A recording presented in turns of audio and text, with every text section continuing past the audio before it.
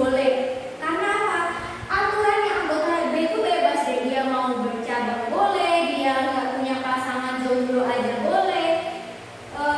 Jadi dia boleh, tapi anggota A itu nggak boleh. Di fungsi itu anggota A harus cukup punya satu teman dan dia harus punya pasangan, nggak boleh jomblo gitu. Oke? Nah ini adalah fungsi. Paham? Saya rekam ya. Oke, selanjutnya contoh yang keempat. Kalau begini gimana? 1 dipetakan ke B, 2 dipetakan ke A, 3 nggak punya pasangan. Nggak boleh. Ini adalah bukan fungsi. Lagi-lagi ini memang tidak adil bagi anggota A, karena anggota A itu harus semuanya dipetakan ke B dan dia nggak boleh bercabang, juga nggak boleh jomblo, nggak boleh nggak punya pasangan. Paham ya? Jadi ini adalah bukan fungsi. Oke, selanjutnya sifat-sifat fungsi. Jadi setelah kalian bisa membedakan mana itu fungsi, mana itu bukan, kita bisa mengidentifikasi lagi nih. Oh, fungsi ini nih masuk fungsi apa? Ada 3 sifat atau bisa disebut 3 macam jenis fungsi. Ada fungsi injektif, ada fungsi pada atau subjektif, ada fungsi subjektif itu ya, dan satu lagi fungsi bijektif. Nah, fungsi injektif itu apa sih bedanya dengan fungsi biasa? Jadi fungsi injektif itu pemetaan setiap anggota domain pada satu anggota kodomain. Jadi pasangan kan kalau yang tadi di sini, kalau kalian lihat contoh yang pertama, ya kan, 2 dipetakan ke B, 3 dipetakan ke B. B ini dia punya teman, 2 teman di A, ya kan? Ini disebut fungsi, tapi dia tidak bersifat injektif. Karena injektif itu harus anggota A itu harus punya satu pasangan di B dan gak boleh sama. Setiap anggotanya itu tidak boleh merebut teman dari anggota lain. Paham ya? Jadi kalau begini kan 1 dipetakan ke B, 2 dipetakan ke A, 3 dipetakan ke C, ya kan? Kalian perhatikan, dia setiap anggotanya dia punya pasangan dan pasangannya tidak sama, ya kan? Yang satu ke A, yang satu ke B, yang satu ke C. Maka ini disebut fungsi. Fungsinya jenisnya apa? Injektif. Gitu. Paham ya? Oke. Nah, terus contoh yang kedua, kalau misalkan begini, setiap anggota A dia punya pasangan gimana? Dia punya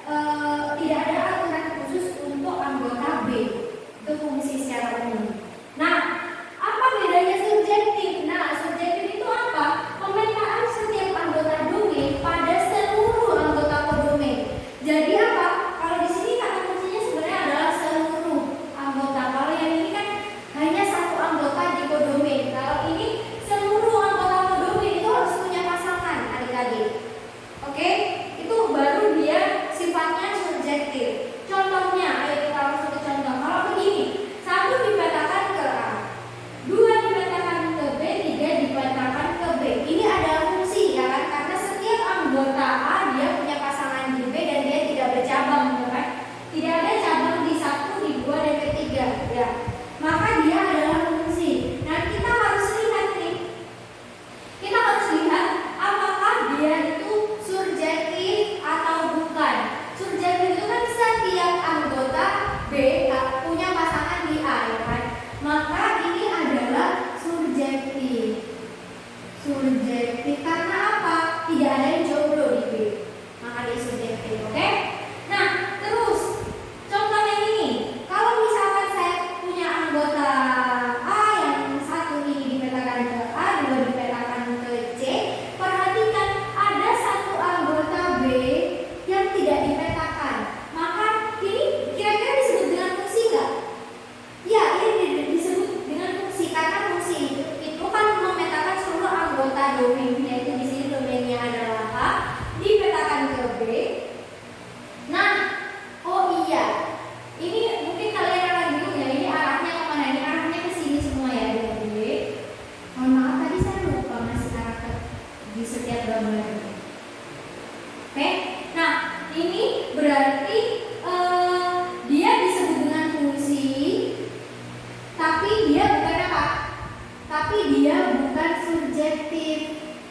Bukan surjektif. Apakah dia injektif? Iya, dia injektif. Ini adalah fungsi injektif, bukan surjektif. Karena dia tepat punya satu pasangan, ya kan?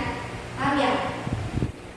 Nah, kalau yang ini kita balik lagi sedikit ya ke sini. 1 dipetakan ke A, 2 dipetakan ke A, 3 dipetakan ke B. Ini polanya sama kayak ini. Dia yang bukan injektif karena apa?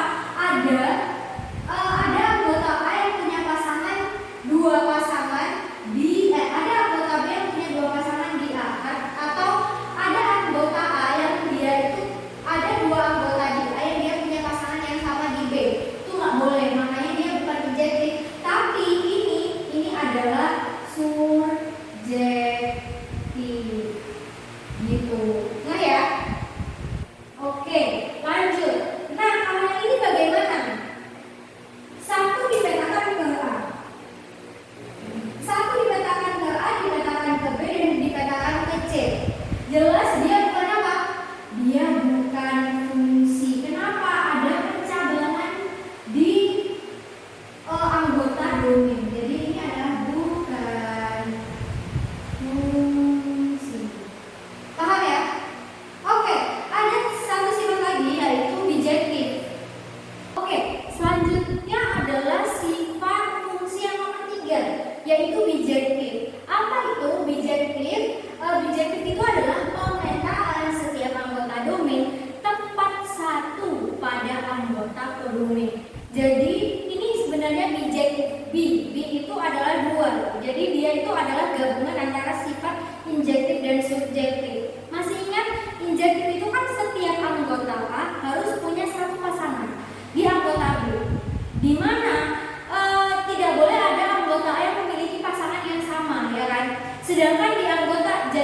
Sedangkan subjektif itu adalah setiap anggota domain itu harus punya pasangan di domain, gitu kan? Nah, maka tepat satu-satu deh. Bijektif itu artinya fungsi tepat satu-satu atau fungsi satu-satu. Nah, bijektif itu berarti setiap anggota A harus punya tepat satu pasangan di B. Begitupun di B, dia harus punya satu pasangan di A, gitu. Jadi semuanya harus berpasangan. Paham ya? Dan hanya boleh satu pasangan aja. Maksudnya tepat satu garis, nggak boleh ada percabangan di antara kedua himpunan, gitu ya. Itu adalah bijektif. Nah, contohnya gimana nih? Contohnya ini, 1 dipetakan ke A, 2 dipetakan ke C, 3 dipetakan ke B. Jadi setiap anggota A punya pasangan tepat satu di B, setiap anggota B seluruhnya punya pasangan tepat satu di A. Ini adalah bijektif. Ini adalah fungsi bijektif. Nah, perhatikan yang kedua. Misalkan 1 ke A, 2 ke B, 3 ke B, C-nya jomblo. Berarti ini apa? Iya, ini fungsi, betul. Ini adalah fungsi.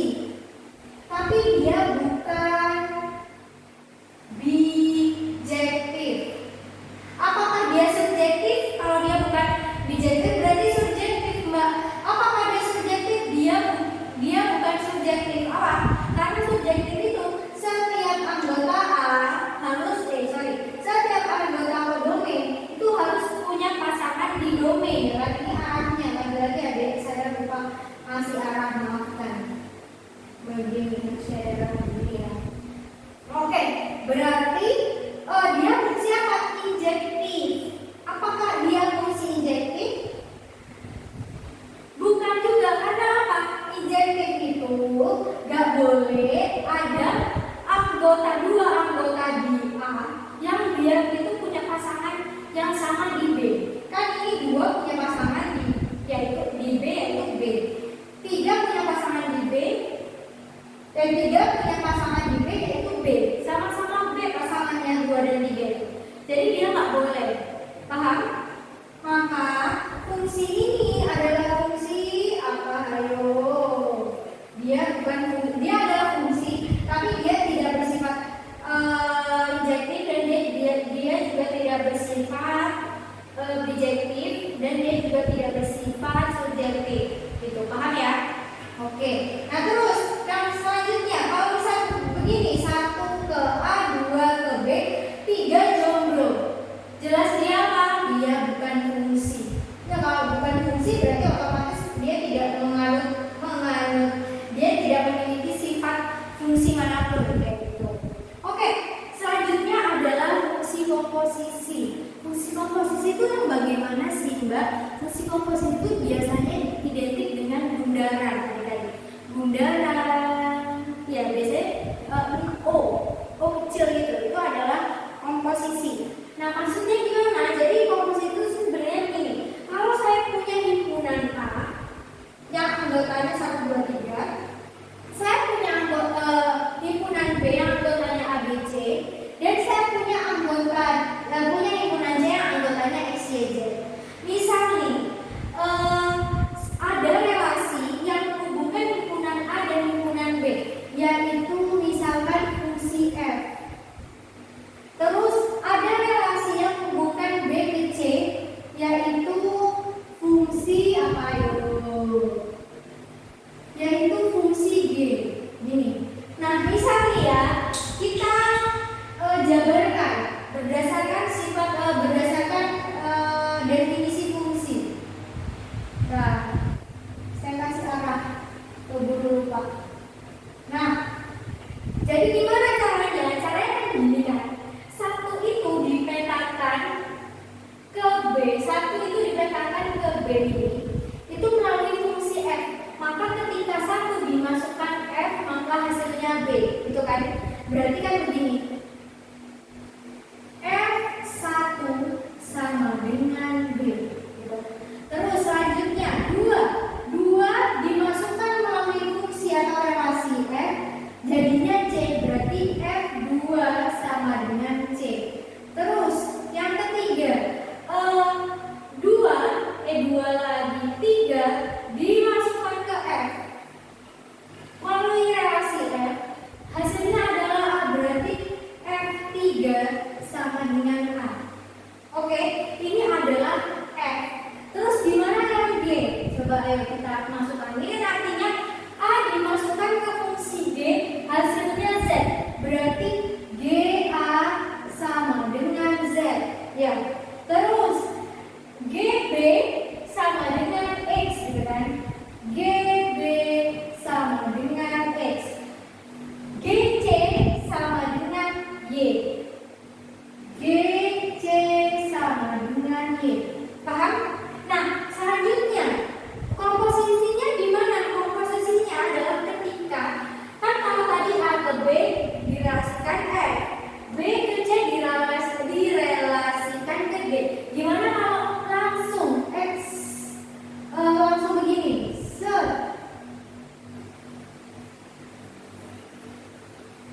Nah, ini kalau A langsung direlasikan ke C, berarti gimana?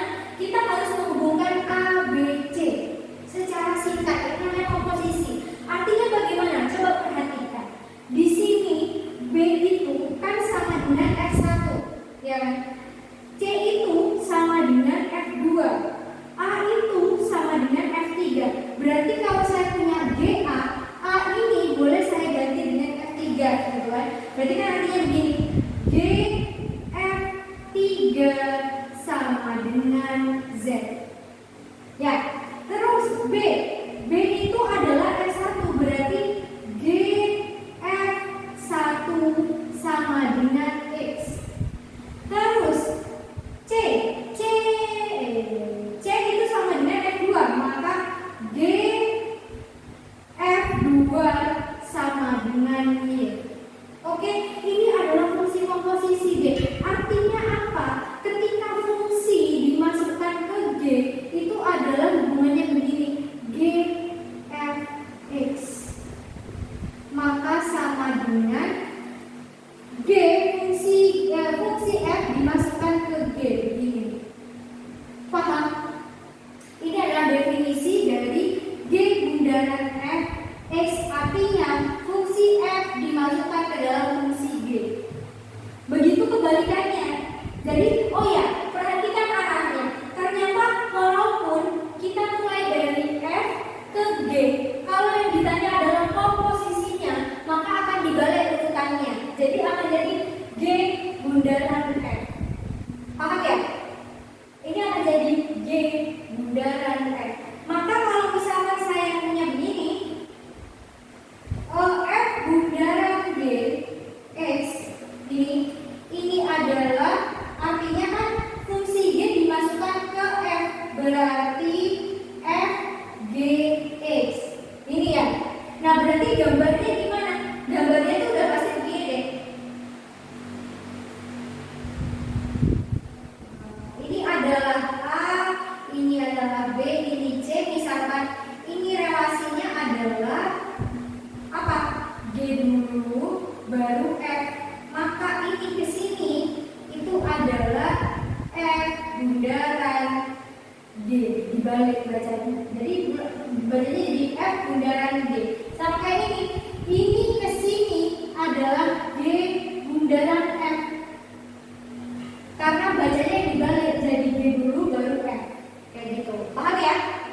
Oke, kita aplikasi langsung ke soal. Misalkan saya punya soal begini, Fx sama dengan 2x per x kuadrat min 4, Gx sama dengan akar 2x, maka F bundaran G berapa?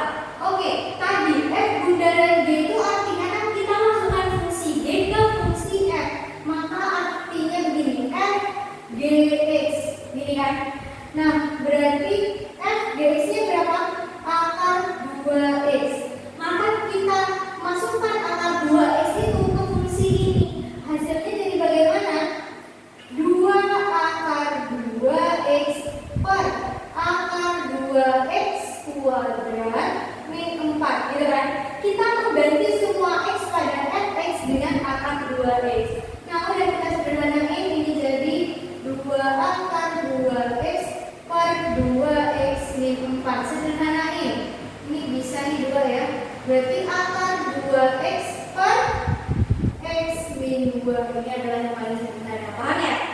Oke, selanjutnya. Gimana kalau misalkan yang ditanya begini? Gx sama dengan 3x plus 7. G bundaran fx sama dengan 15x kuadrat min 6x plus 19. Maka fx-nya berapa? Ayo, berarti ini D, ini bisa kita digabung. Nah, ini itu kan artinya begini, oh saya. Ini kan artinya begini, G fx gitu kan. Jadi ada fungsi fx yang dimasukkan ke G itu sama dengan 15x kuadrat min 6x plus 19 ya. Maka setiap x pada fungsi G itu diganti dengan fx ya kan. Ini jadi 3fx ditambah 7 sama dengan 15x kuadrat min 6x plus 19. Pertanyaannya adalah berapa fx-nya? Oke, yang kita cari adalah fx ini berapa. Maka pindah ruas dulu 7-nya. Berarti ini kan 3fx sama dengan 15x kuadrat min 6x plus 19 min 7, ya kan? Habis itu dibagi 3, maka fx sama dengan 15x kuadrat min 6x kurangin 7 berapa guys? 12 ya. Dibagi dengan 3, maka sama dengan 5x kuadrat min 2x plus 4. Ini adalah fx-nya. Oke? Paham ya? Oke, selanjutnya yang terakhir, kalau misalkan saya punya gx adalah 2x 3. F bundaran GX adalah 2x kuadrat plus 3x plus 26. Yang ditanya fx-nya berapa? Ayo gimana? Berarti ini kan artinya kita kita masukkan fungsi G itu masuk ke dalam fungsi F ini. Berarti kan begini, F GX sama dengan 12x kuadrat plus 3x plus 26. Ya, berarti kita punya fungsi GX-nya adalah 2x plus 3 adik-adik. Berarti gimana? Berarti F 2x plus 3 sama dengan 12x kuadrat plus 3x plus 26. Nah, yang ditanya adalah fx. Lah di sini 2x plus 3 gimana dong? Nah, perhatikan ya, ini yang sering banget terjadi. Kalau udah bentuknya kayak begini, biasanya kalian masukin ini ke dalam fungsi ini. Itu salah. Oke? Salah. Tugas kita itu bukan mensubstitusikan ini ke fungsi ini, tapi menjadikan 2x plus 3 itu menjadi x. Loh, kalau gitu gimana Mbak caranya? Caranya begini. Ini saya hapus dulu ya. Semoga udah kalian catat ya, karena tempatnya nggak cukup nih. Oke, saya hapus dulu.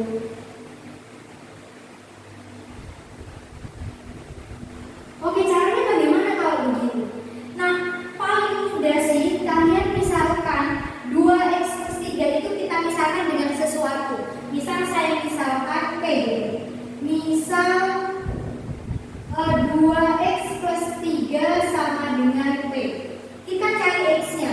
2x sama dengan P min 3. X sama dengan P min 3 per 2. Oke, ini akan kita pakai. Substitusikanlah ke sini. Maka artinya gimana? F P, ya kan? Ini kan kita ganti dengan P karena kita udah misalkan dengan P, ini ya. Terus setiap x di sini kita ganti dengan P min 3 per 2. Berarti sama dengan 12 P min 3 per 2 kuadrat ditambah 3 P min 3 per 2 ditambah 26. Yuk, ini akan sama dengan 12 kali P min 3 kuadrat plus 3. Oke, itu 3. Oke. Nah, ini kita jadiin 3P min 9 per 2 ditambah 26. Oh, ini per 4 ya. Ini bisa dicoret kan sama ini? Dicoret. Oke. Ini 3. Berarti ini akan jadi 3P kuadrat min 6P plus 9 ditambah 3P min 9 per 2 ditambah 26. Yuk sederhanain. 3P kuadrat min 18P plus 27 ditambah 3P min 9 plus 26. Plus ya cuy. Oke, plus. Oke, berarti berapa nih? Ini per 2 ya. Kita per 2 semua aja. Berarti 6P kuadrat min 3 6P plus 5 4 plus 3P min 9 plus 5 2 dibagi dengan 2. Maka sama dengan berapa ini? 6P kuadrat min 3 6P ditambah 3P. Berarti min 3 3P. 54 ditambah 52 106 dikurangi 9 sama dengan 93 ya. Benar enggak? 106 dikurangi 9. Betul. Oke, bagi 2. Udah, ini hasilnya. Jelek banget Mbak Lia. Ini jelek banget. Apakah sudah benar semuanya? Oke. Nah, ini tadi adalah FP. Yang ditanya apa? Yang ditanya fx. Berarti kita ganti P ini dengan x. Jadinya fx sama dengan 6x kuadrat min 33x plus 93 per 2. Seperti itu adik-adik. Paham ya? Oke. Saya rasa cukup sekian. Semoga apa yang saya sampaikan bermanfaat. Sampai Sampai ketemu di video selanjutnya. Wassalamualaikum.